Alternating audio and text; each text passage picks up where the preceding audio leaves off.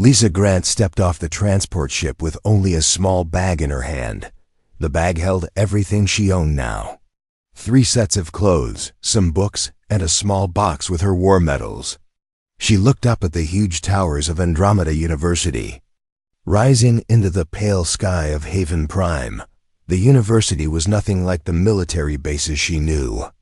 Floating platforms moved between the buildings. Students from dozens of different worlds walked the paths.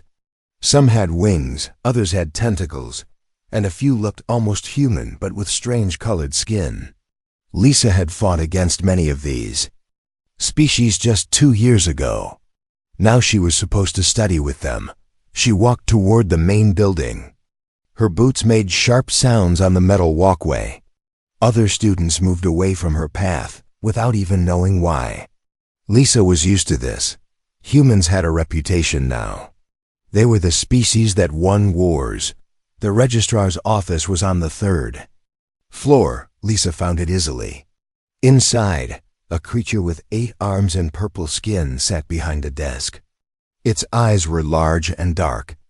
When Lisa entered, all 8 arms stopped moving at once. "I am Lisa Grant," she said. "I am here to register for classes." The creature's translator device made small beeping sounds before it spoke. "Yes, Commander Grant, we have your files. You are enrolled in the Xenobiology program."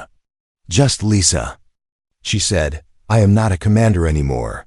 The creature's arms moved nervously over its desk. "Of course. Here are your class schedules and dormitory assignment." Lisa took the papers. The creature was clearly afraid of her. She had seen that look many times during the war. It made her tired. Her dormitory room was small but clean. It had a bed, a desk, and a window that looked out over the campus. Lisa put her bag on the bed and sat down. Tomorrow would be her first day of classes. She had survived 3 major battles, 2 crash landings, and a month trapped behind enemy lines.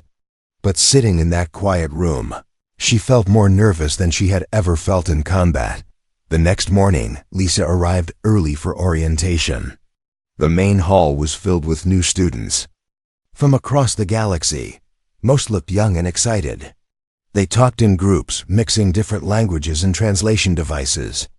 Lisa found a seat in the back and waited. A tall, thin creature with silver skin walked to the front of the room. It had 4 arms and a long neck. "Welcome, new students, to Andromeda University. I am Dean Kalathek. You are here because you want to learn about other species and work together for peace." The dean talked about the university's history and rules. Lisa only half listened. She was watching the other students. Many kept looking at her. Some whispered to their friends. She heard the word human in several alien languages.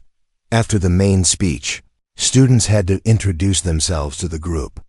One by one, they stood up and talked about their homes, their families, and why they came to study.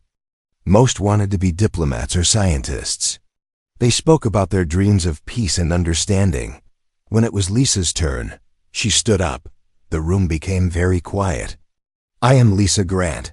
I served in the Terran Defense Corps for 8 years. I am here to study xenobiology." She sat down. The silence continued for several seconds. Then the next student stood up and began talking very quickly about art and culture. Lisa noticed that fewer students looked at her now.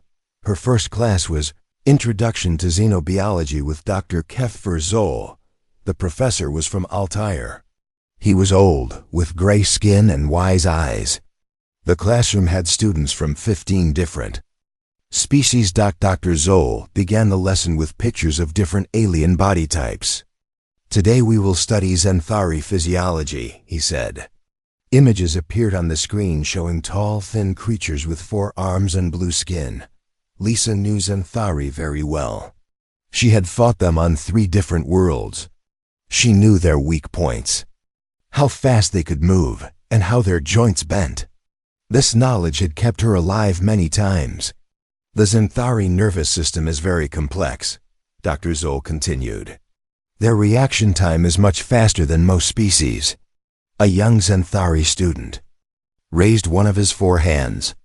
Professor, I have a question about human aggression patterns. Why are humans so effective in combat situations? The class turned to look at Lisa. She felt their eyes on her like weapon sights. Dr. Zoll also looked at her. Miss Grant, would you like to answer that question? Lisa stood up slowly. The room was completely silent. Humans are effective because we adapt quickly to new situations. We can make decisions under stress. We work well in teams. Our bodies can handle pain and keep fighting when injured. The Xanthari student's skin turned a darker blue. Lisa recognized this as a fear response. But what about the psychological aspects? How do humans deal with with killing? Lisa looked at the young Xanthari. He was probably the same age as the one she had fought. We do what is necessary to protect our people and our allies. We do not enjoy violence, but we do not run away from it when it is needed. The classroom became uncomfortable. Students looked at their desks or out the windows. Dr. Zoll cleared his throat. Thank you, Miss Grant. Let us continue with the lesson. After class, Lisa walked to the cafeteria alone. She got her food and looked for a place to sit. Every table seemed full, but she noticed that seats became empty when she approached. Finally, she found a small table by the window and sat by herself. While she ate, she watched the other students. They laughed and talked in their mixed groups. Some played games she did not recognize. Others worked on assignments together. Everyone seemed to belong somewhere. A human student from her biology class walked past her table. Lisa recognized her from the morning introductions. Her name was Mira Stone, and she wanted to study peace negotiations. Hello, Lisa said. Myra stopped and looked nervous. Oh, hi, you're Lisa, right? The one who was in the military? Yes. Mira stood there for a moment, then sat down across from Lisa. It must be strange being here after the war. It is different, Lisa agreed. I mean, most of us here have never experienced real violence. The closest I've come to conflict is arguing with my parents about my major. Lisa nodded but did not say anything. She did not know how to explain that she had seen more death and destruction than most people could imagine. Mira tried to continue the conversation. What made you decide to study biology? I would have thought you might choose something more, I don't know, military related? I want to understand the species I fought against, Lisa said. If we understand each other better, maybe there will be fewer wars. This seemed to surprise Mira. That's actually really thoughtful. I guess I expected someone more aggressive. Lisa almost smiled. I am not aggressive unless I need to be. I am here to learn, just like everyone else. But as Myra left and Lisa finished her meal alone, she wondered if that was really true. The other students made learning look easy and natural. They formed friendships quickly and seemed to understand things that confused her. For the first time since arriving, Lisa wondered if she had made a mistake coming here. Outside the cafeteria window, alien students walked in groups across the campus. They belonged to this peaceful world in a way Lisa was not sure she ever could. She had survived plasma fire and orbital bombardments. She had led troops through impossible battles and brought them home alive. But sitting alone in that bright, peaceful cafeteria, Lisa Grant faced the uncomfortable truth that surviving alien Warzones might have been easier than learning to live without them. 2 weeks into the semester, Lisa learned that studying was very different from fighting. In combat, orders were clear. You had a target, a mission, and you completed it. In school, everything seemed to take forever to decide. Her first group project was in Professor Helen Wright's interspecies ethics class. Professor Wright was human, but she had spent her whole life studying peace between different species. She never experienced war herself. Today you will work in pairs, Professor Wright announced. I want you to research post-war reconciliation between two species that were once enemies. Lisa looked around the classroom. Most students were already pairing up with their friends. She waited to see who would be left without a partner. Miss Grant, Professor Wright called out. You will work with Veltar. Veltar was the young Zenthari student who had asked about human aggression on the first day. His blue skin turned darker when he heard his assignment. Lisa could see he was afraid, but he walked over to her desk anyway. Hello, Veltar said. Through his translator device, his four hands moved nervously. Hello, Lisa replied. When do you want to meet to work on this project?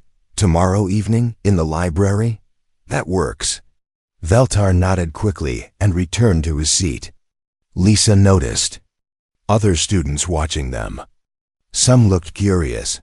Others looked worried. The next evening, Lisa arrived at the library early. She had already done research on Zenthari human conflicts during the war. She knew the battle dates, casualty numbers, and peace treaty details. This should be simple. Veltar arrived 10 minutes late. He carried several books and looked nervous. Sorry I am late. I had to find materials about reconciliation theory. They sat at a table in the back of the library. Lisa opened her notebook. I have the basic facts about our species conflicts. 3 major battles, 2 years of fighting. Peace treaty signed in 2385. Veltar's skin changed color again. You were there, weren't you, in those battles? Yes. Which ones? Lisa looked at him carefully. Kepler 7, New Geneva, and the final battle at Rigel Station. Veltar was quiet for a long moment. Then he said, My older brother died at New Geneva. Lisa stopped writing. She had been at New Geneva. She had led the attack on the Eastern Command Center. Many Zenthari soldiers died that day. I am sorry for your loss. He was a communications officer. He never hurt anyone. He just helped coordinate supply shipments. Lisa nodded but did not know what to say. In war, everyone was a target. Communications officers, supply coordinators, medics. They were all part of the enemy's ability to fight. She had learned not to think about them as individuals with families. How? Do we write about reconciliation? Veltar asked. How do we move past the fact that your people killed mine? We focus on the future, Lisa said. We write about the peace treaty and how both species benefit from cooperation now. But that feels like we are ignoring what happened. Like we are. Pretending the deaths didn't matter. Lisa looked at Veltar. His large eyes showed real pain. She realized this project was not just an assignment for him. It was personal. The deaths mattered, she said quietly. But continuing to fight would have caused more deaths. The peace treaty stopped the killing. They worked for 2 hours without talking much. Lisa provided facts and dates while Veltar researched diplomatic theories. It was uncomfortable, but they got work done. The next week brought new challenges. In her advanced xenobiology lab, Lisa was examining tissue samples from different species. The lab was full of expensive equipment that could analyze alien DNA and cellular structures. Dr. Zoll was explaining how to handle Krillian tissue samples. These samples are very delicate. They react to vibrations and temperature changes. Be very careful. Lisa picked up a sample with the laboratory tools. The tissue was gray and seemed to pulse slightly. She had seen Krillian biology before, but only in combat situations. Dead Krillian soldiers, wounded enemies, battlefield medical reports. As she moved the sample under the microscope, the tissue suddenly twitched. Lisa's combat reflexes kicked in automatically. Her hand jerked back fast, knocking over a tray of expensive analysis tools. Glass broke and chemicals spilled. Across the lab table, the room went silent. Every student stopped working and stared at Lisa. Dr. Zoll hurried over to see the damage. Miss Grant, what happened? The sample moved. I reacted. Dr. Zoll looked at the broken equipment and spilled chemicals. This equipment costs more than most people make in a year. These samples are irreplaceable. Lisa felt her face get hot. I am sorry. The movement surprised me. Movement? Kryllian tissue samples do not move when properly preserved. Another student, a young Altarian with silver skin, spoke up. Maybe humans are just too aggressive for delicate scientific work. Several students nodded in agreement. Lisa clenched her hands into fists but said nothing. Dr. Zoll made her write an incident report and assigned her to cleaning duties for the rest of the lab session. After the lab, Lisa walked across campus feeling frustrated. Everything here was so fragile, so careful. In the military, equipment was built to survive explosions and combat conditions. Here, a small mistake could destroy something valuable and rare. She was walking past the maintenance building when someone called her name. Lisa Grant? She turned to see a human man in janitor's clothes. He was older, maybe 40, with scars on his hands and a familiar way of standing, military posture. I'm Jake Murphy, he said. I work maintenance here. I heard about what happened. In the lab today, news travels fast. Jake smiled. It does when a human veteran breaks expensive alien equipment. Mind if I walk with you? They walked together toward the dormitories. Jake moved like a soldier, even in janitor's clothes. You served? Lisa asked. Marines, 8 years. Did 2 tours in the Outer Rim campaigns. You? Terran Defense Corps. I was at New Geneva and Rigel Station. Jake nodded with respect. Rigel Station. That was a tough one. Lost a lot of good people there. Too many. They walked in comfortable silence for a while. Finally, Jake said, You know what the hardest part is about being here? What? Out there, we knew who the enemy was. Here, everyone smiles at you, but half of them think you're a monster. The other half think you're a hero. Neither one sees you as just a person trying to get an education. Lisa felt something inside.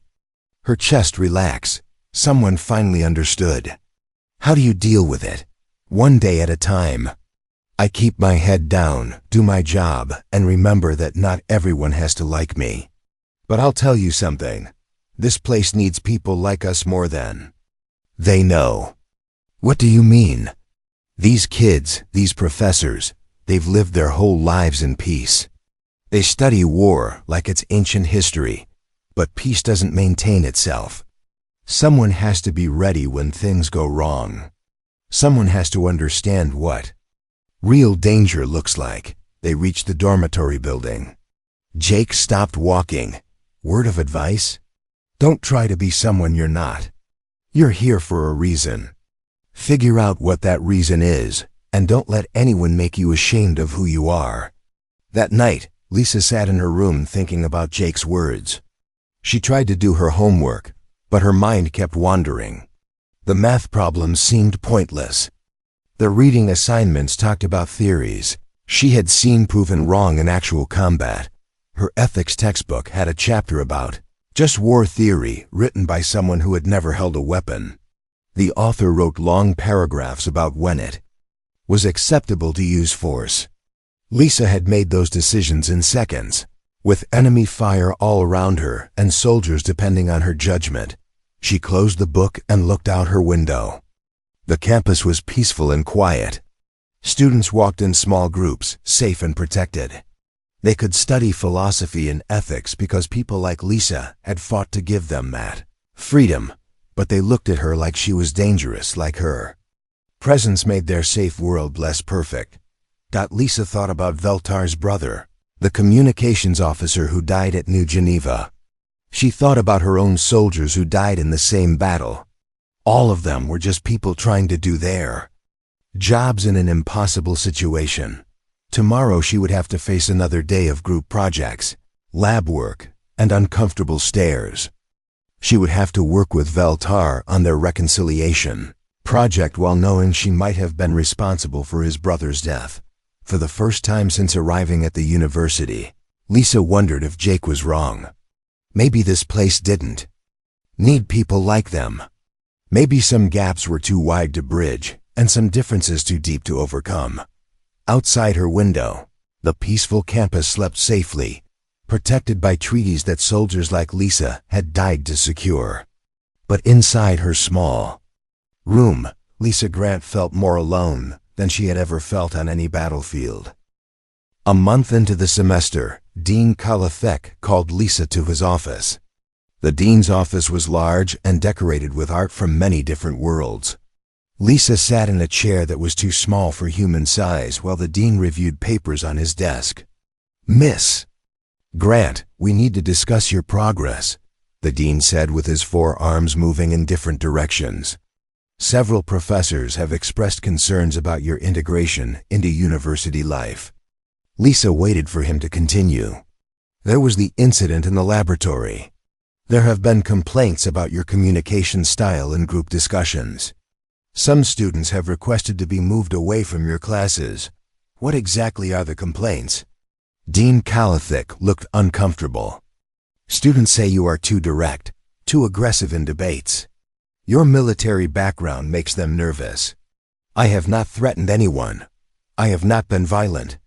"No, but your presence alone causes stress for some species, particularly those who lost family members in the war." Lisa felt anger building in her chest, but she kept her voice calm. "I lost friends in that war too. I am here to learn, just like everyone else. I understand that. But we must consider the welfare of all our students. I am placing you on academic probation. You will need to attend counseling sessions with Dr. Naya Chun. She specializes in helping veterans adjust to civilian life." Lisa stood up. "Is that all? Miss Grant, we want you to succeed here. But you need to make an effort to fit in better with our community." Walking back to her dormitory, Lisa felt defeated. She had survived 3 major battles, but a university was going to defeat her with counseling sessions and sensitivity training. The next day, she had her first appointment with Dr. Chun. Dr. Chun was human, about 50 years old, with kind eyes and a soft voice. Her office was filled with comfortable chairs and plants. "Lisa, tell me how you are adjusting to university life." Lisa sat stiffly in her chair. "I am attending classes and completing assignments. But how do you feel about being here?" "I feel like everyone wants me to apologize for serving my species." Dr. Chun nodded. "That must be very difficult.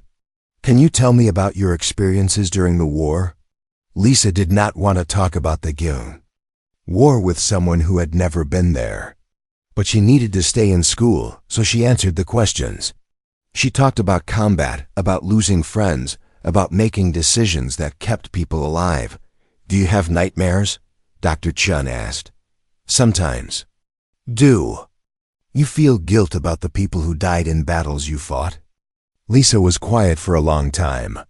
"I feel responsible for keeping my soldiers alive. The enemy soldiers who died were doing their jobs, just like I was doing mine." That's a very mature way to look at it. It's the only way to look at it and stay sane. Dr. Chun made notes in her file. "I think these sessions will help you process these experiences and learn to relate better to your fellow students." Lisa wanted to say that she did not need to process anything. She needed her classmates to understand that she was not a monster. But she just nodded and scheduled her next appointment. The breaking point came 2 weeks later in Professor Wright's ethics class. They were discussing resource allocation and post-war reconstruction. An Altarian student named Kethmel was talking about how much money different species spent on military forces. "Humans spend far too much on weapons and soldiers," Kethmel said. "If they put that money into education and culture instead, the galaxy would be much more peaceful." Lisa had been quiet during most of the class discussion, but this comment made her angry. "Human military spending is the reason you can sit here safely and complain about it." "Violence never solves anything permanently," Kethmal replied. "Humans just use force because they do not know how to negotiate." "Negotiation only works when both sides want peace," Lisa said, her voice getting louder. The Xanthari Empire was not interested in negotiating when they attacked human colonies. Neither were the Krillian raiders or the vegan death cults. But surely there were diplomatic solutions that did not require so much killing. Lisa stood up from her desk. The classroom became very quiet. Diplomatic solutions? Tell that to the families on Kepler 7 who were murdered in their homes. Tell that to the children who were taken as slaves by Krillian raiders. Tell that to the colonists who were used as test subjects for vegan biological weapons. Professor Wright tried to calm the situation. Lisa, please sit down. Let's discuss this rationally. But Lisa was not finished. You want to know about human military spending? It bought you safety. It bought you the peace to sit in this classroom and debate philosophy. 300,000 humans died in those wars, so you could complain about how violent we are. Kethmal's silver skin turned pale. I did not mean to minimize human sacrifice. I just think there must have been better ways. There were no better ways, Lisa shouted. We tried negotiation. We tried economic sanctions. We tried diplomatic pressure. None of it worked. The only thing that stopped the killing was when human soldiers made it too expensive for our enemies to continue fighting. The room was completely silent. Lisa realized she was breathing hard and her hands were shaking. Every student in the class was staring at her with wide eyes. Some looked frightened, others looked shocked. Professor Wright spoke carefully. Lisa, I think you should step outside and take a few minutes to calm down. Lisa looked around the classroom one more time, then picked up her books and left. In the hallway, she leaned against the wall and tried to control her breathing. She had lost her temper completely. This would probably get her expelled. That evening, Lisa found Mira Stone in the library working on an assignment. Mira was the human student who had talked to her during the first week. Lisa thought they might become friends, but Mira had been avoiding her lately. Lisa sat down at Mira's table. What are you working on? Mira looked uncomfortable. It's a paper for my peace studies class about deconstructing human militarism. Lisa felt like she had been punched in the stomach. Deconstructing human militarism? It's about how human culture glorifies war and violence. How we need to move beyond that if we want to be accepted by other species. You think human military culture is wrong? Mira looked nervous but continued. I think we need to show other species that humans can be peaceful. That we are not all aggressive and violent. Not all humans are aggressive and violent, Lisa said quietly. But some of us had to be, so people like you could write papers about peace. That's exactly the attitude I'm talking about, Mira said, her voice getting stronger. This idea that violence solved our problems. It just created new problems. Lisa stared at Mira for a long moment. What new problems did it create? Mistrust, fear. Other species see humans as dangerous because of people like you. People like me? Soldiers, veterans, people who think military. Force is the answer to everything. Lisa felt something break inside her chest. She had thought Mira might understand her, might be an ally in this strange place. Instead, Mira saw her as part of the problem. You think I am the reason other species fear humans? I think the galaxy would be more peaceful if humans focused on diplomacy instead of fighting. Lisa stood up slowly. Mira, diplomacy only works when both sides agree to follow the rules. When one side decides to break those rules, someone has to stop them. That someone is usually a soldier, but there has to be a better way. When you find a better way to stop genocidal empires enslave raiders, let me know, Lisa said. Until then, someone has to do the ugly work of keeping the peace. Lisa walked away, leaving Mira alone with her papers about deconstructing militarism. Outside the library, she realized she had no friends left at the university. The alien students feared her. The human students were ashamed of her, and the professors saw her as a problem to be solved. She thought about Jake Murphy's words about knowing who the enemy was during wartime. At least in war, the people shooting at you were honest about wanting you dead. Here, everyone smiled and talked about understanding while they worked to change everything she was. Lisa walked back to her dormitory as news of her classroom outburst spread across the campus network. Students whispered and pointed as she passed. Some looked angry, others looked afraid. A few looked curious, like they were watching a dangerous animal in a cage. In her room, Lisa sat on her bed and looked at the box containing her service medals. She had earned each one by keeping people alive in impossible situations. Now those same achievements made her unwelcome in a place dedicated to learning and growth. For the first time since the war ended, Lisa Grant wondered if she was fighting a battle she could not win. And for the first time since arriving at the university, she seriously considered going home. The disciplinary hearing was scheduled for the following week. Lisa sat in her room preparing for what would probably be her expulsion from the university. She had packed most of her belongings and was ready to leave Haven Prime. A knock on her door interrupted her thoughts. She opened it to find Veltar standing in the hallway. The young Zenthari looked nervous but determined. "May I come in?"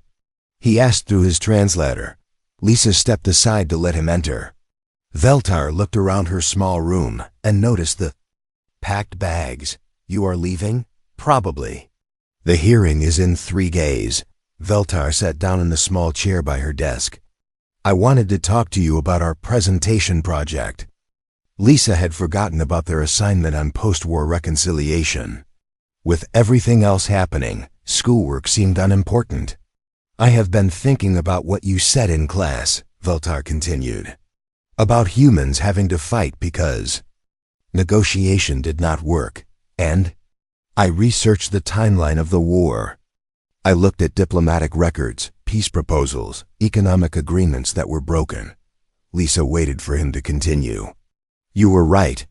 My government refused 17 different peace offers. They broke 3 trade agreements. They ignored warnings about attacking civilian targets." Veltara's skin color shifted to a darker blue. "I was angry at humans for killing my brother. But humans did not start that war. My people did." Lisa sat down on her bed. "War is complicated. Both sides lose people they care about. I know that now.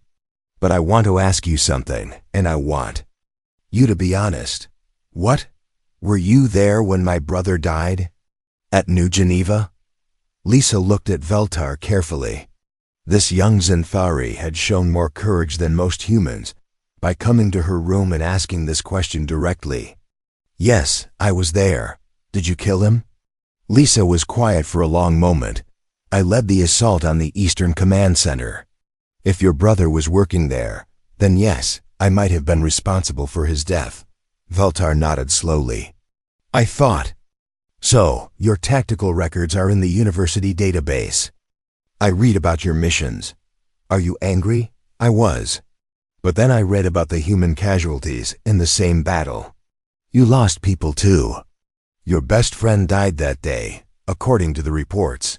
Lisa's throat felt tight. "Corporal Amy Davis, she was killed by Zenthari sniper fire while trying to rescue wounded soldiers. I am sorry for your loss. And I am sorry for yours." They sat in silence for several minutes. Finally, Veltar spoke again. "I want to change our presentation project." "How?" "Instead of writing about reconciliation theory, I want us to tell our personal story. About how a human soldier and a Zenthari civilian can work together despite our past." Lisa looked surprised. "The professors want academic research, not personal stories. Maybe they need to hear personal stories. Maybe that is how real reconciliation happens." 2 days before the hearing, Dr. Zoll asked Lisa to meet him in his office. The old Altarian professor looked tired but not unfriendly. "Miss Grant, I have been reviewing your work in my class." Lisa prepared for another lecture about her behavior. "Your knowledge of alien physiology is remarkable. Your understanding of Stress responses and survival mechanisms is far beyond what any textbook could teach. I learned it in combat situations, exactly. And that experience gives you insights that could advance our research by decades. Lisa was confused. I do not understand. Dr. Zoll pulled out a thick folder. I have been reading military medical reports from the war. Data about how different species react under extreme stress, how their bodies handle injury and trauma, how they adapt to hostile environments. That information is classified, not anymore. The reports have been declassified for academic research, and they contain scientific data that no peaceful researcher could ever gather ethically. Dr. Zoll opened the folder and showed Lisa charts and graphs. Look at this data about Krillian regeneration rates under combat conditions. Or this information about Xanthari neural response times during life-threatening situations. Lisa looked at the papers. She remembered filing these reports after battles, documenting what she observed about enemy biology during combat. What are you suggesting? I am suggesting that your military experience could be the foundation for groundbreaking research. Instead of hiding from your past, you could use it to advance scientific understanding. Dr. Zoll leaned forward. I want you to know that I will speak at your hearing. I will tell them that this university needs students like you. The hearing was held in a large conference room. Dean Kalithek sat at the head of a long table with 4 other professors. Lisa entered and took the seat facing them. Miss Grant, the dean began, you are here because of concerns about your behavior and your ability to integrate into our academic community. I understand. Do you have anything to say before we proceed? Lisa stood up. She had prepared a speech about following rules and controlling her temper. But looking at the professors, she decided to say something different. I will not apologize for my military service or for defending human actions during the war. I will not pretend to be ashamed of the choices I made to protect innocent people. The professors looked surprised. But I do want to explain why I am here and what I hope to accomplish. Lisa pulled out a folder of her own. I am here because I believe my combat experience can contribute to scientific research and interspecies understanding. I have first-hand knowledge of alien biology, psychology, and behavior that no textbook can provide. She opened her folder and placed papers on the table. These are research proposals I have written. Studies on Xanthari stress responses, Krillian. Adaptation mechanisms, Altarian group dynamics under pressure. Dean Kalithek picked up one of the papers and read it. His 4 eyes widened with interest. I do not want to change who I am to fit in here, Lisa continued. I want to use who I am to contribute something valuable. My military background is not a problem to be solved. It is a resource to be used. Dr. Zoll stood up. Dean Kalithek, I have reviewed Miss Grant's proposals. They represent innovative approaches to xenobiological research that could establish this university as a leader in the field. But what about the complaints from other students? Asked Professor Wright. I have a solution for that too, Lisa said. I want to create a support group for veteran students from all species. Xanthari, Krillian, Altarian, and human veterans all face similar challenges adjusting to civilian life. She pulled out another paper. Jake Murphy has agreed to help me organize this group. We have already identified 12 veteran students who are struggling with similar issues. The professors looked at each other with surprise. Dean Kalithek read through Lisa's research proposals while the others waited. Miss Grant, the dean said finally, these proposals are impressive. But can you work peacefully with students who fear or dislike you? Yesterday, Veltar and I gave our presentation on post-war reconciliation to Professor Wright's class. We told the story of how a Xanthari civilian and a human soldier learned to work together despite our personal losses in the war. Professor Wright nodded. It was the most moving presentation I have ever heard. The entire class was in tears by the end. Veltar's brother died in a battle I fought, Lisa continued. But instead of letting that divide us, we used our shared loss to understand each other better. That is real reconciliation. Dean Calathek closed Lisa's folder and looked around the table at the other professors.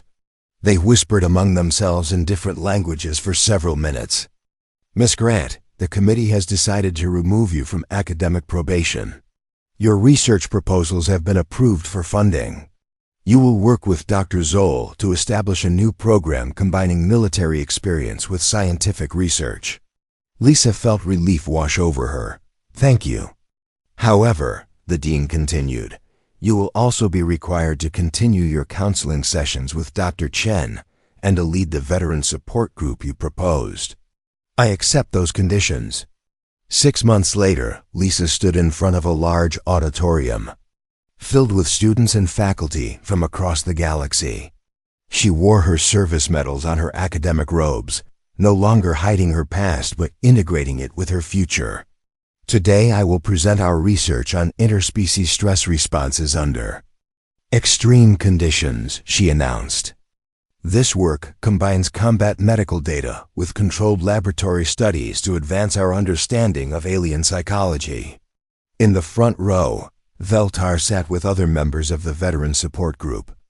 Jake Murphy was there too, along with a Krillian former soldier and 2 Altarian military engineers.